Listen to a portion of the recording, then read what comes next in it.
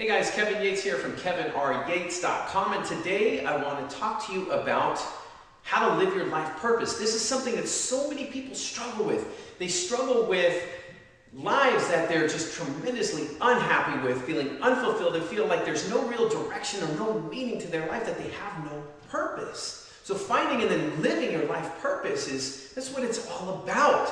So if you're struggling to live your life purpose, I've got 7 steps I want to share with you that are going to help you make that decision and go after the purpose that you are here for, the thing that you are meant to be doing here.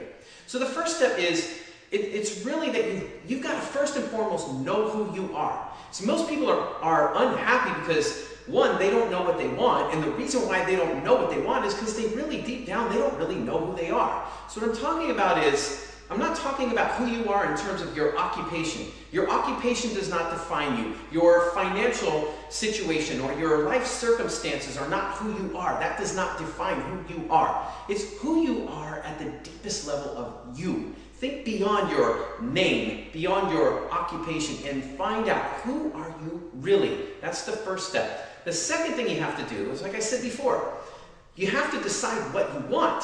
But you're not going to be able to know what you want unless you know who you are. So once you know who you are, that gives you a good idea of starting to identify what it is that you really want in your life. Now, the things that you want have to be very crystal clear. So for example, if one of the things that you want is just to be happier or to have a better job, that's not going to be specific enough, right? There's a saying that from Alice in Wonderland about when Alice was asking the cat about which direction should she take, and the cat said, well, where are you going? She said, I don't know. And the cat said, well, then it doesn't matter because any road will get you there. So you've got to be very clear, 100% crystal clear on what it is that you want.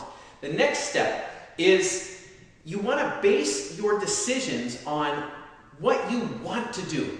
You know, so many times we get caught up in what we think we should be doing, what other people expect of us. And we live our lives according to other people's expectations about what other people have told us what's possible, what we can and can't do. And then deep down, what it is that there's this big disconnect and unhappiness. We feel like we're empty inside because we're not being true to ourselves. We're not living the way that we want to live. So decide what it is that you really want to do rather than what you think you should be doing.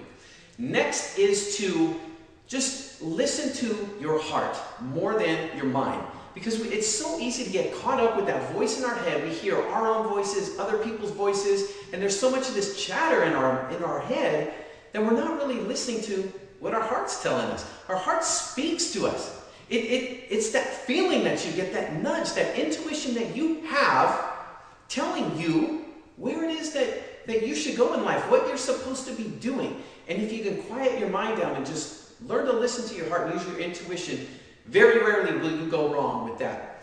All right, then next, you have to recreate your self-image, right? You act and you behave according to your own self-image. Whether that self-image of you is true or not, you're behaving in a way that acts according to that self-image. So what I'm saying is that you have to rebuild a self-image of somebody who is worthy, somebody who is capable of achieving the dreams that you have in your life. Rebuild that self-image and start to see yourself as that person, and things for you will start to change.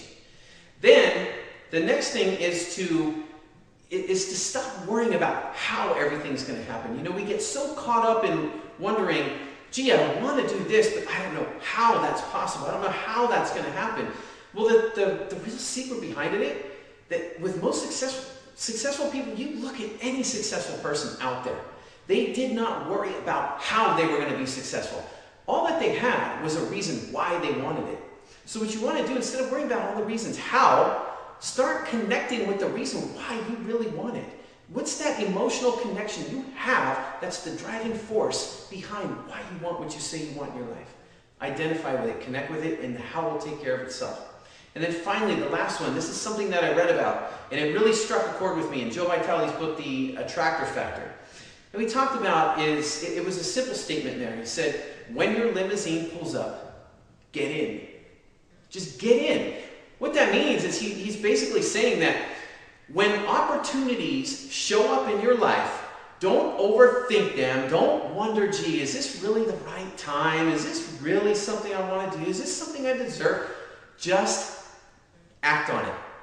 Take action on it. When your limousine pulls up, get in. Don't let it pass you by, all right? So those are your 7 steps that are going to really help you out here. So I'm curious as to which one of these steps had the most impact on you. What discoveries have you made based on these steps, and what have you learned? Leave me a comment below and let me know. Until next time, this is Kevin Yates from KevinR.Yates.com telling you to get out there, reinvent yourself, and live life by your own rules. I'll talk to you soon.